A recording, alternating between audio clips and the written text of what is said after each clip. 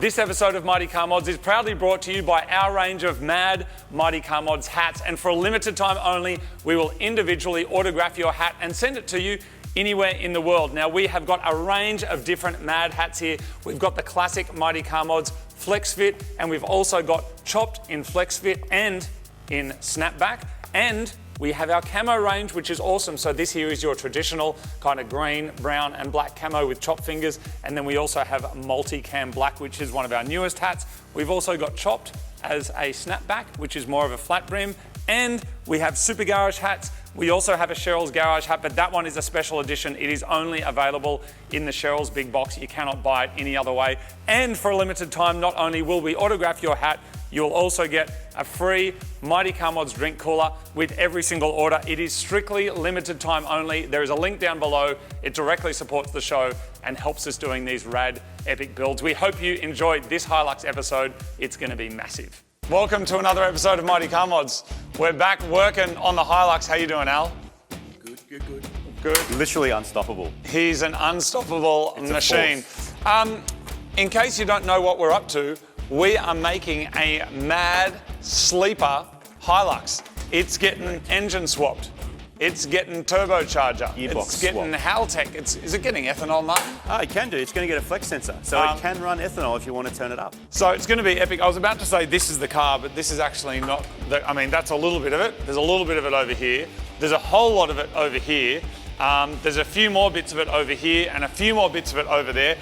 Whatever we do today is what you're going to see in this episode. So what are we doing, Mark? Does that mean if it's 4 minutes long, it's because we didn't do anything? Yes. But we think stuff's going to happen. So we don't really know what we don't know yet. Like there's parts that we're kind of looking at it going, oh, that's measuring things for like the intercooler. We didn't know what size we needed, so we just ordered one. We're going to go pick it up and try and get it mounted up once the engine's in. We don't have a sump yet, so that's also going to get picked up because that's actually quite hard to find. They normally stay attached to engines, and at wreckers they don't just have them sitting around.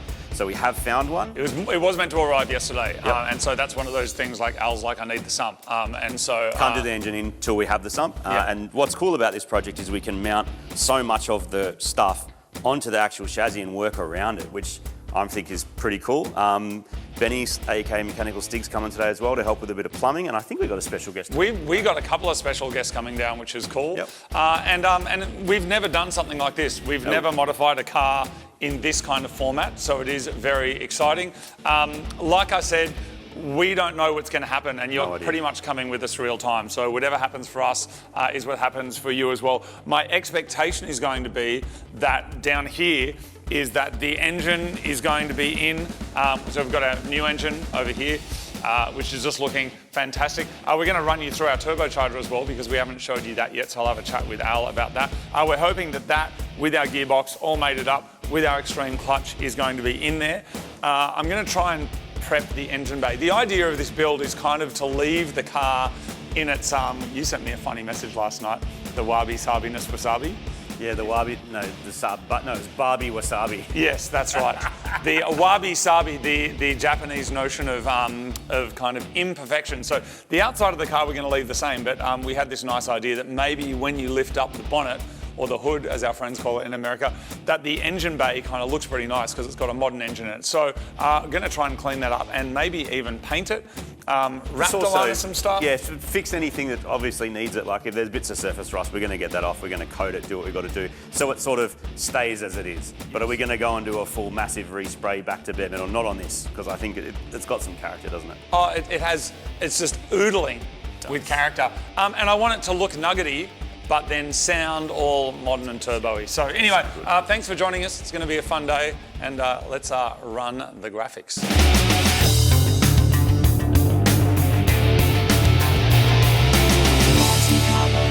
Al, these things never made much power ever. 2-litre engine in them. Very bad 2-litre engine. Very old 2-litre engine. When you're putting turbos in old cars, like is there any other considerations? Like what else do you have to think about when you're doing that? Brakes. Well, yeah. Well, we're going to go faster, so we need tyres and brakes. And I don't know, depends on what you're doing with it. I suppose suspension of some description. Are you going to put the power to the ground? Limited slip diff, that sort of thing. Yeah. Engine bay wise, engineering wise, you got to have an intercooler. Doesn't have to be out the front. There's multiple ways of intercooling, but we're going to go the easy way, which is an air-to-air. If you've got the space, that's definitely the easiest way to do it. Exhaust is going to be on the opposite side, so it was on this side. Well, everything was on this side before because very old engine. Now half of it's on that side. Oh, you made him happy. There's our two-piece racing turbocharger. What do you call this? Rissoles. We've got a couple of turbochargers sitting up on the shelf, and this is what we chose. Yes. So By we, you. you gave me a brief about what you wanted the car to do, and the turbo is a big part of that. It's a big engine. It's going to be really torquey. It's going to be twice as good as the one that came out of it, just without the turbo. But it's a big engine, big four-cylinder, so it's 2.7, so it's not going to rev very hard. So we want to make it just this nice, creamy, torquey thing. And this turbo is not very big, but the engine's not going to rev very hard. So we're just going to have this beautiful, torquey, ride the wave of torque drive, which is what you want for a town car, get down the shops and whatnot.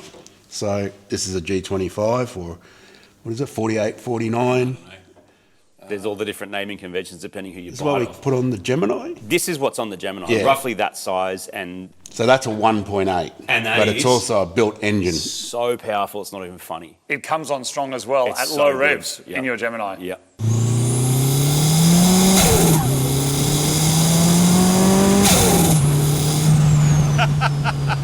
That's what we're hoping to get out of this. If you want a performance-orientated build with this engine, you'd put something bigger on it. But And wait longer. yeah. So you might get only 1,000 or RPM power band if you put a bigger turbo on it. And we don't want that. We want it to just be...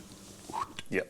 Will this be going on the engine today as well? Yeah, I have modified the exhaust manifold to suit because it was supplied with the engine. Yep. Sort of unfinished because it had an external wastegate outlet on it, which I've blocked up because this is actually an internal wastegate housing, and this is my favourite part of this turbo. Very nicely made wastegate design, so it actually works really well. And neat packaging. All you need is a dump, right? Yeah, and the dump is not made out of like some sort of weird parallelogram. And this means we don't have to have a gate, external gate, and a thing that plumbs it back in. If you're doing an external gate and doing it to the ground, whatever. But in terms of trying to make it neat, saves a lot of time, right? In my world, if you're going to have an external gate, you may as well be like blurting it onto the ground because it's a mad amount of work to plumb it back in. And this works really well. That's the perfect way to get wastegate priority, all that stuff that's really nice on a small turbo. Yeah, awesome. Obviously, if you've got a massive turbo, they never come with internal gates, so it's not an option. But in this case, that's a good option. And these come on quick too. That's like one of the benefits of this sort of turbo, right? That generation. Yep. I am getting very excited about my turbocharged Hilux, and yes, we have decided to build it so it can also run on ethanol. Now, while the exterior of the car will remain unchanged to adhere to the sleeper aesthetic, I've decided to massively clean up the engine bay. My rationale is that the car looks like an old crusty Hilux, but then you realise this isn't a junkyard.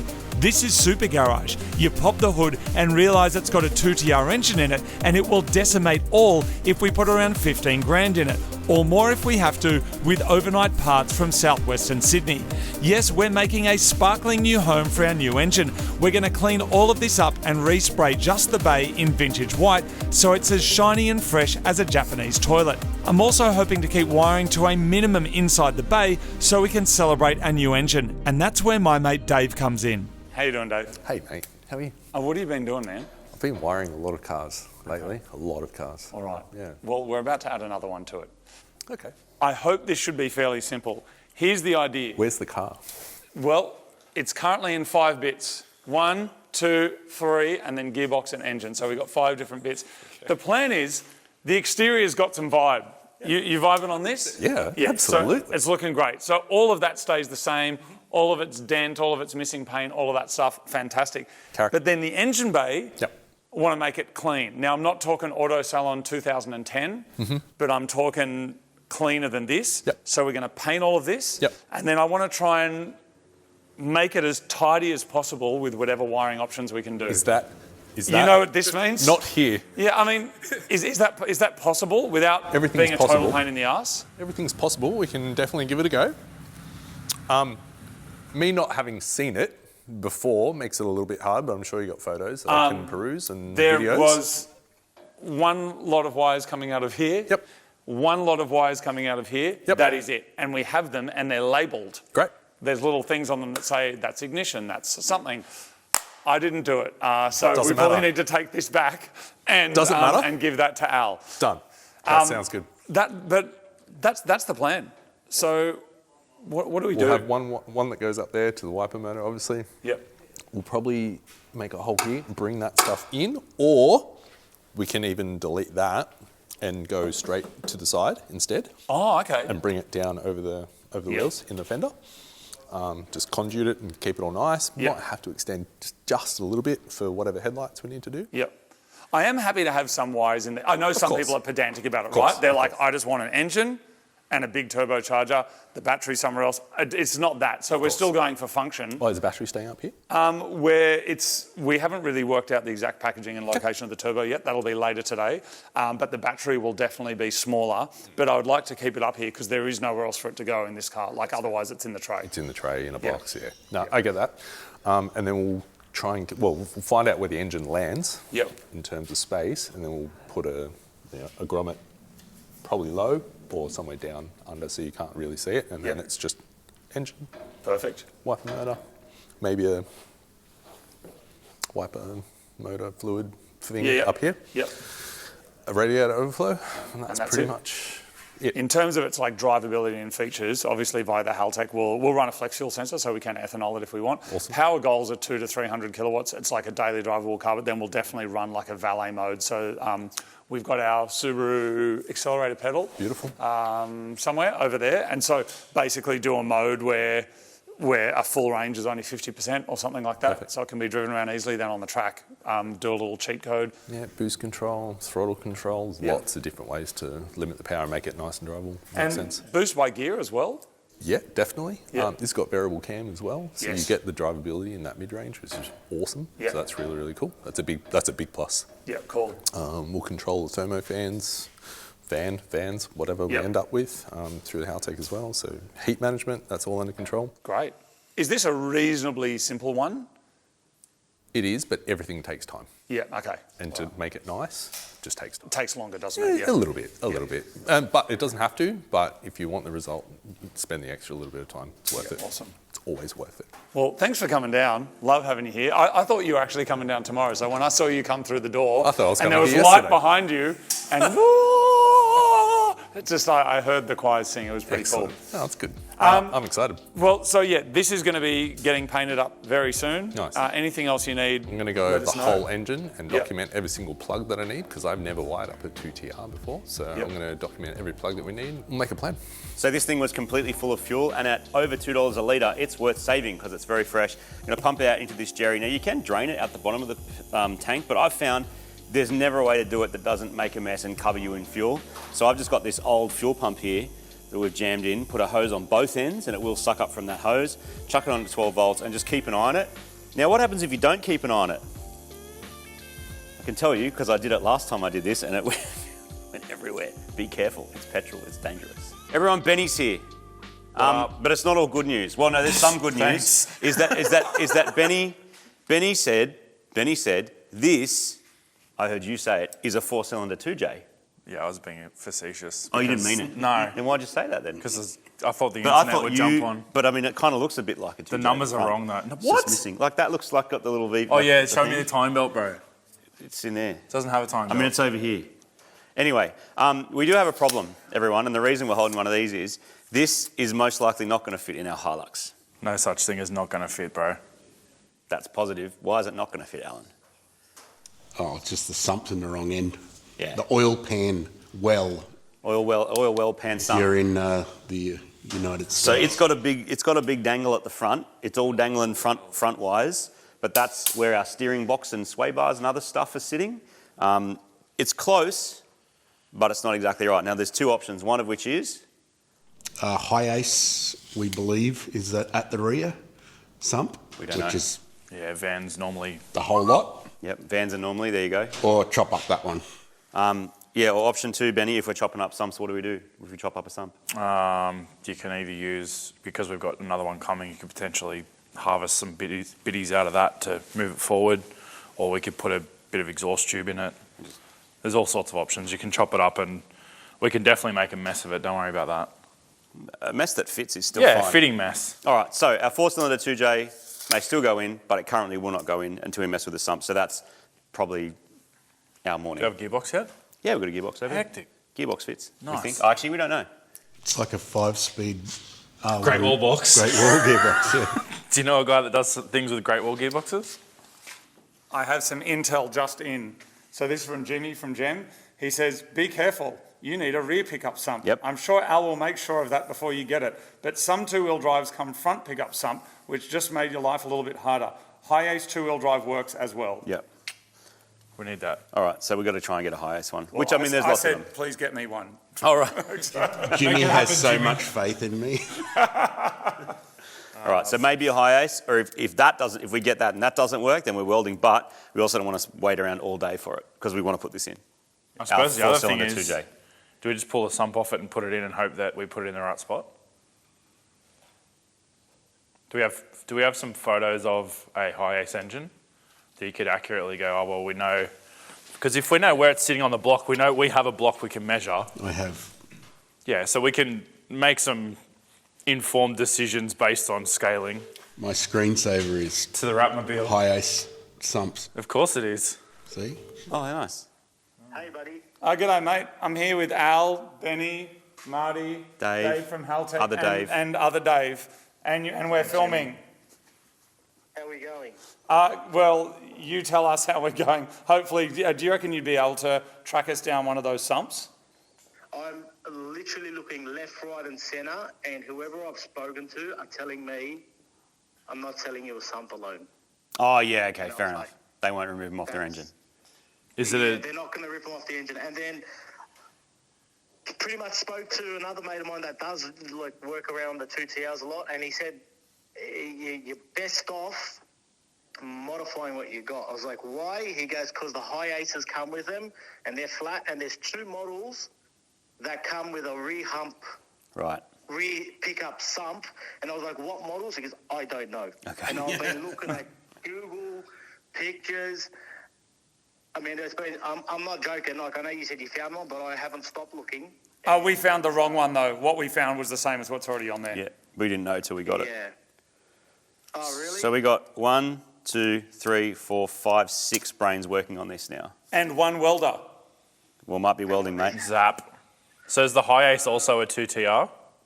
The Hi-Ace is a 2TR, but the Hi-Ace has got more of a flat sump. Got it. So the, Yeah, well, the other- engine's got to sit a lot lower. My only Because you're thought... sitting on the engine. Yeah. It sits a lot lower. So it's actually not going to give us a true, like, bowl-type sump anyway. It looks very broad and still quite far forward. So I'd say there's going to be any chance we're cutting that up as well anyway. Yes. So if we're going to spend another $1 billion to get a Hi-Ace one, we may as well cut up the two we've already got.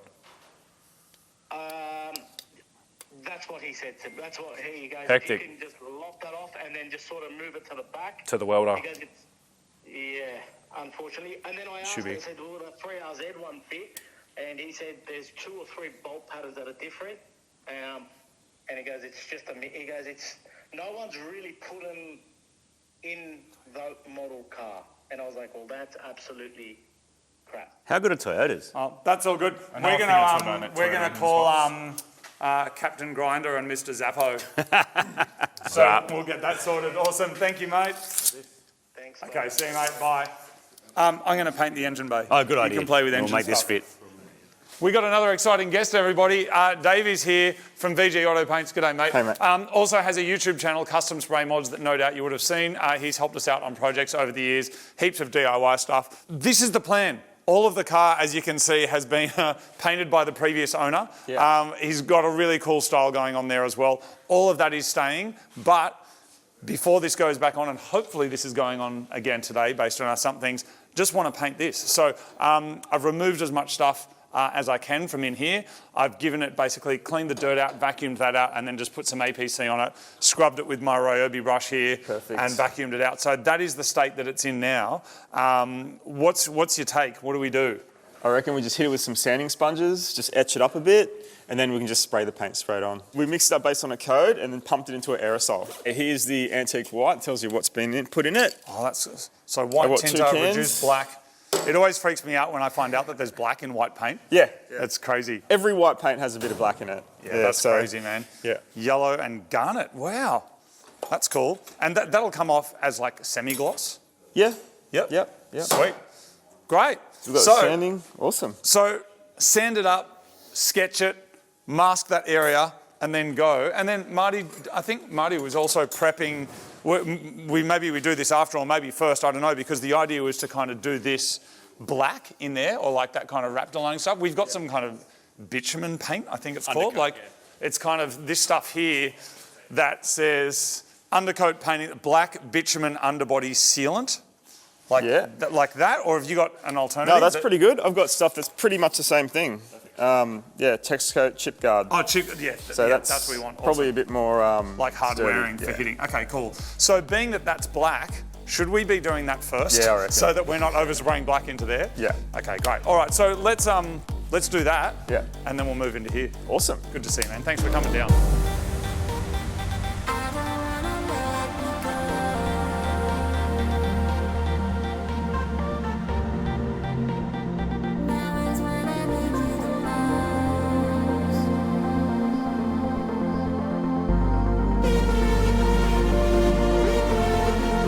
So this is like an early 80s Japanese car, right? So yes. They would have used an enamel paint back then. And I think towards the late 80s, they got into 2K paints. And 2K is, there's two parts, so it's chemically hardened and it's like solvent resistant, and that's what's on cars now. But Japan were like one of the first people to use 2K paints, and that's just like, that's why their paint lasts so long. And it's super, super hard and solvent resistant. And yeah, that's just a pretty cool thing. Like 2K paints, when that came out, it was just amazing. So what does 2K actually mean? Like two of what?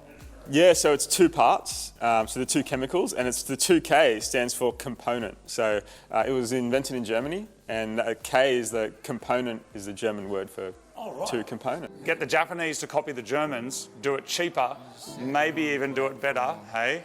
Maybe, just saying.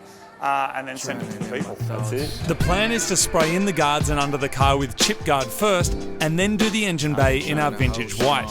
Meanwhile, the other boys are going to be working on test fitting the new engine onto the chassis and modifying anything that's getting in the way. The days and time pass so fast, I might crash. Trying to hold strong as another storm passes. Sitting on the platform, waiting on the next train. And there she was, the one that I caused so much pain. So much disdain, I never got to explain. We've grown apart since, and I've been waiting in vain. Pure heart and pure soul, yeah, you are the essence. Standing feet away, please acknowledge my presence. I tried, and I tried. When you think of me, do you still smile? I tried, and I tried. Time waits for no one, it's been a while. I tried, and I tried. I hope that you've been well, it's been a while. I tried, and I tried. When you think of me, do you still smile? You see me peeking, heart breathing fast, and you're the reason I'm barely sleeping. Trapped in my thoughts of what could have been. Where did I go wrong? Some choices I made, I'm paying for. And I met you along the way, and that I'm thankful for. The years pass, and we grow apart even more. Just two strangers on a train. Do any feelings remain? I'm happy to see you made it far. You deserve it all. As you step across the hall, the exit I wanna call like. I tried, and I tried. When you think of me, do you still smile? I tried, and I tried. Time waits for no one, it's been a while. I tried, and I tried. I hope that you've been well, it's been a while. I tried, and I tried. When you think of me, do you still smile? When you think of me, do you still smile? Time waits for no one, it's been a while. While we got the thing up and we've got the paint, we put the texture coat under here as well. So quick clean, degrease, hit it with the texture coat, make it look pretty under here. Yeah, because this has come out really, really nice and looks great. We've masked up and cleaned up the bay. That's going to be all white, but I think what's going to be really nice is just basically hit a line across here, and from this seam here, all the way back, we just put the texture coat under there. Once that's done, then we can do the inside of this white. And I think it's just going to look really cool when this car pulls up and someone's like, look at that thing, what a piece of shit. And then you pop the hood and underneath it's just looking full tuna salad. Well, to give it some rust protection as well. Yes. Like coating the metal.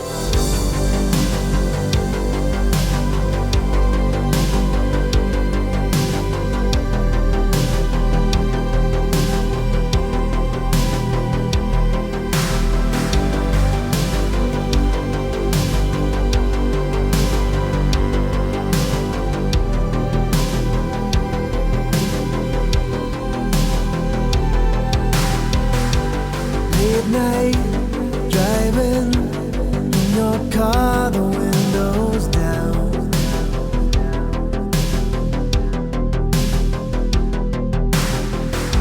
Sitting, silence on the road to nowhere now.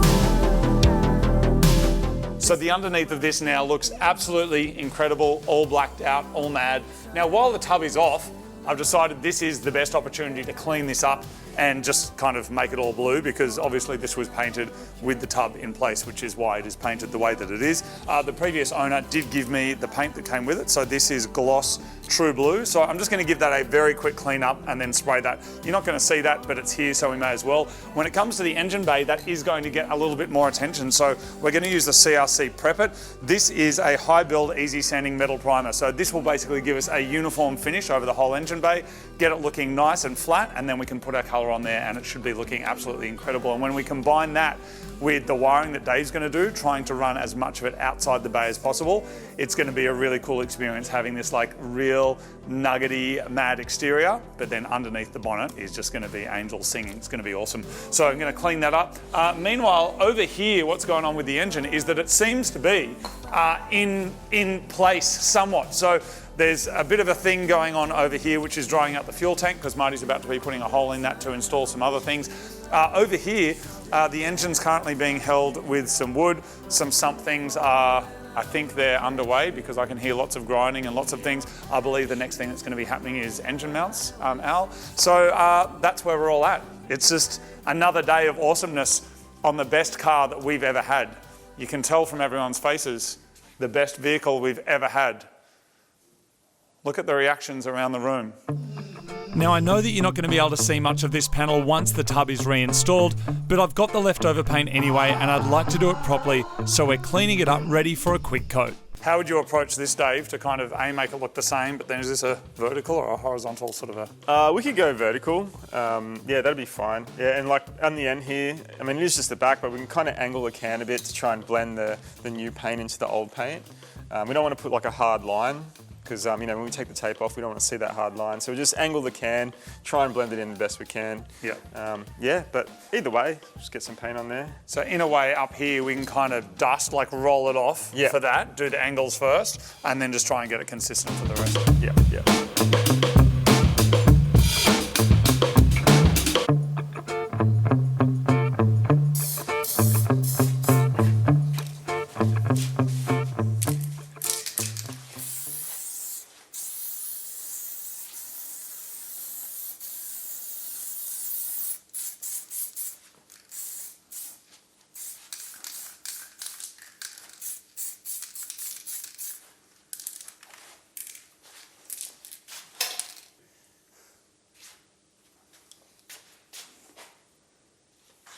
Come on. Thanks, Anne. Thanks for that. I appreciate your help. Looks good. Now, off.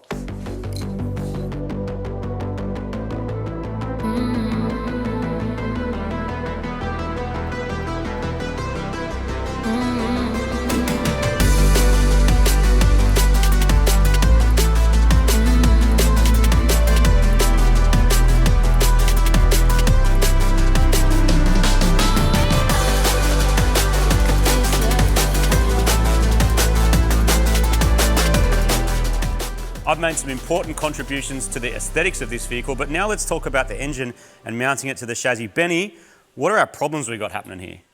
The problem is it's just 40 years newer, so everything is either bigger or longer or wider and heavier. So our initial planning with the mounting is probably not going to work out. The transmission crossmember, we've modified that and that is going to work well, but we're still brainstorming the engine mounting position at the moment. So that's where we're currently at. Also, the other issue is the late model Hiluxes have a front sump, whereas the earlier stuff, because it's a drag link style steering, not a rack, it is a rear sump. So we've now got a clash with the sump and the drag link, which we can rectify. It's just going to be a bit of fabrication. Before you guys jump into comments and say, get a high ace sump, that also isn't going to work. And also, by the time you watch this, it happened a week ago. And Alan, originally you were going to make like mount adapters, but you're thinking you might change that now. So how are we going to actually get it mounted? We were originally just going to sort of make a space of plate because the mounts are further back on the block, and that's most likely just to allow this engine to have things like air conditioning, which you probably wouldn't have had back in the old days. So we're thinking about actually just snipping the mounts off the chassis and just moving them back.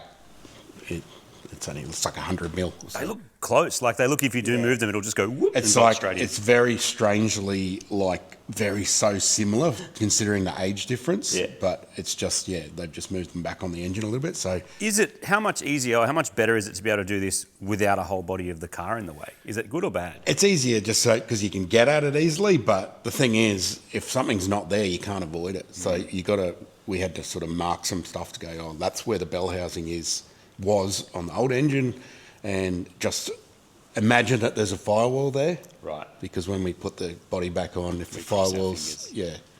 So we're also discussing beating the firewall to death before they paint it. I was going to say you ruined the beautiful paint job of the engine bay.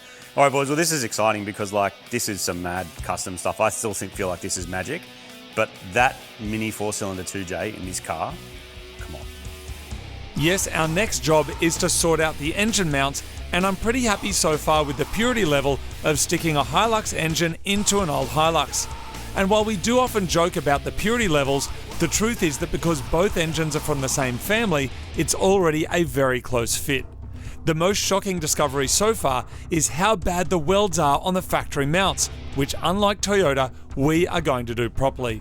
Sometimes we do get people asking us why we engine swap cars, and before unfriending them, we're usually honest enough to say that usually our initial attraction is the massive increases in performance available with more modern engines. So of course there's that, but there's also more dependability and better fuel efficiency, plus the emissions are better and fuel injection is a huge leap over carbies. Plus the 2TR with Flex will be able to run on E85, which is a renewable fuel source, typically produced from plants such as corn and sugarcane, so more power and a somewhat sustainable fuel is a massive bonus. With all of that said, I'm always reminded every time we do these kinds of builds that it is a massive job, and it always becomes bigger than I expected. Even simple engine conversions require a lot of careful planning and a lot of clever people all in the same room that set up with all of the tools required to actually make it happen. We just snipped these off here and moved them back like 60 mil, bolted them straight onto this and just slid the whole thing in, and it just goes... The angle's perfect. I know. It's like it's related. It's almost like heavily related. Toyota don't change things if it's already working, even 20 or 30 years later.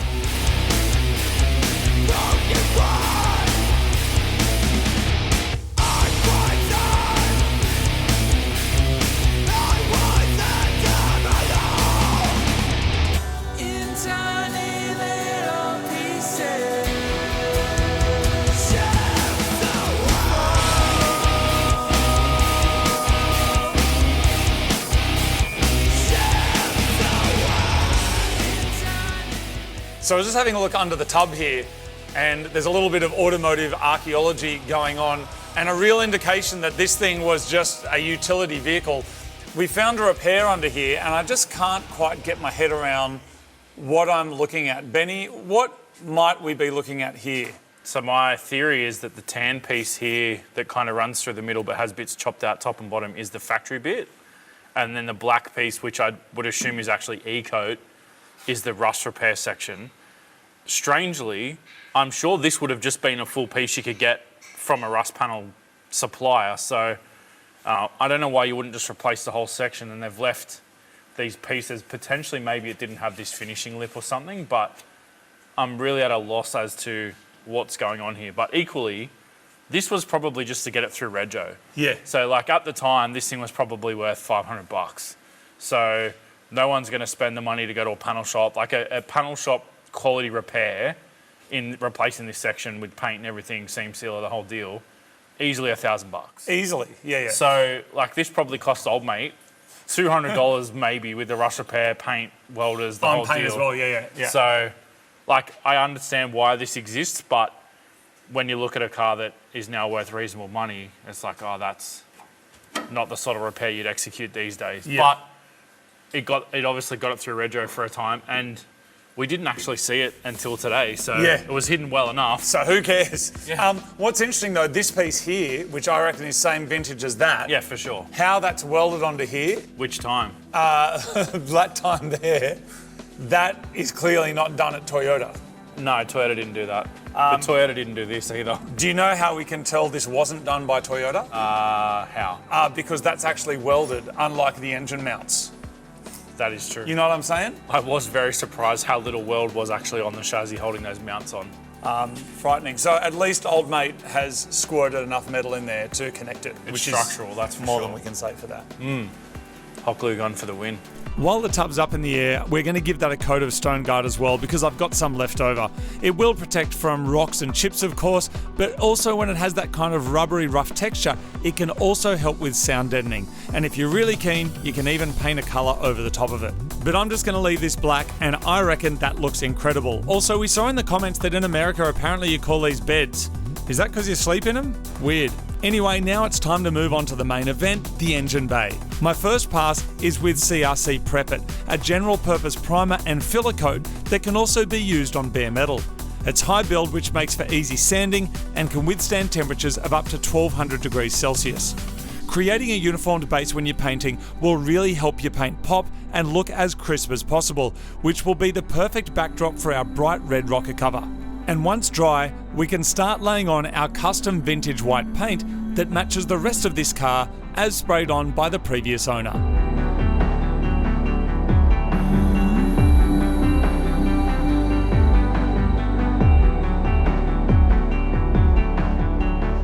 So we went from not painting anything to pretty much painting everything. So underneath the actual cab here is done. Underneath the tub is done. Then we also did the end, touched up a bunch of stuff. And now the engine bay, this is the bit that I'm most excited about because it just looks amazing. Massive thank you to Dave for coming down from Custom Spray Mods.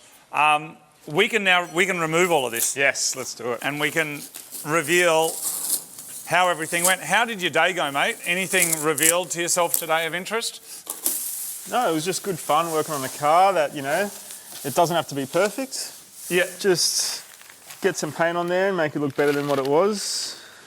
Thank you so much for bringing all those products down as well. So we actually ran out of paint in the engine bay, so we had to get some more made up and get it couriered over.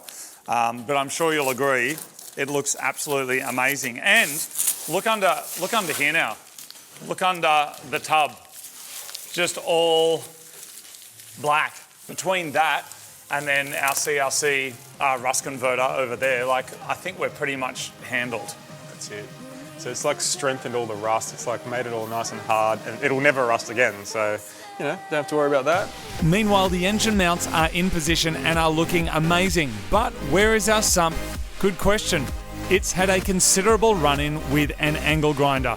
Yes, it does look like something out of Darth Vader's naughty drawer, but it is going to work.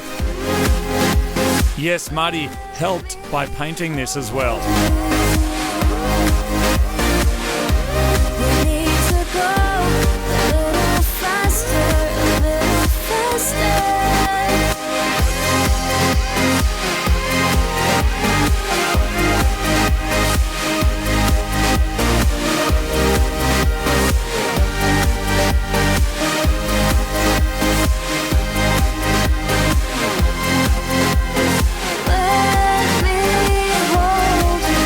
was a bit of a drain, but the sump has really come together, which is sealing the deal.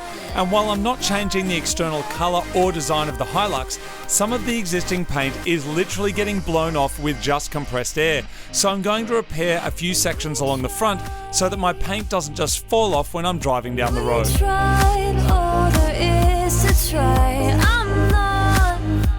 Raw metal, primer, then I think that white's the original Toyota white, and then that's the vintage white on top. Have you ever seen those cars in Cuba that have just got like 50 different layers of paint, all different colours? This is like that, but in Australia, and not 50 layers. Once I've blown off all of the flaky paint, then I'm smoothing out the edges with a sander, and then I'm going to be laying on some CRC Prep It again before putting on our final colour.